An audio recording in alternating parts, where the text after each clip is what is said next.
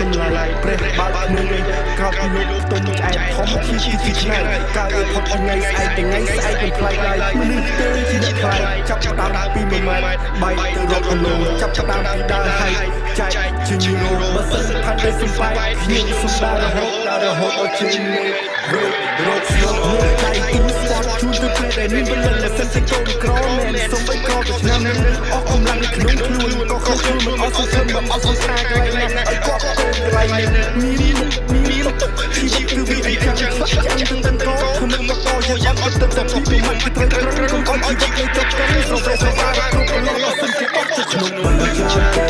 មិនចាំតែមិនចាំទេមានខកទៅជាសាមឲ្យយើងកាន់តែច្រើនតែស្គាល់ទឹកកាន់ឡើងបាយគ្នាបាយឆ្នាំរឿងច្រើនតែមិនចាំតែមិនចាំទេមានខកទៅជាសាមឲ្យយើងកាន់តែច្រើនតែស្គាល់ទឹកកាន់ឡើងបាយគ្នាឃើញការនេះពីការជាជីវិតធ្វើឲ្យវង្វេងទីនៅហើយគឺទាំងអស់នោះឲ្យរសាយទៅតាមចោព្រោះខ្ញុំពិបាកស្ដាយជាវិបត្តិសកលរលយកដឹកនោះអង្គុយមើលបារីជាមួយនឹងព្រះច័ន្ទនៅក្នុងដរត្រីធម្មជាតិប្រងព្រាតរួចក្នុងដរទឹកព្រៃទឹករស់ក្នុងដរត្រីដល់មកជាជីក្នុងដរដី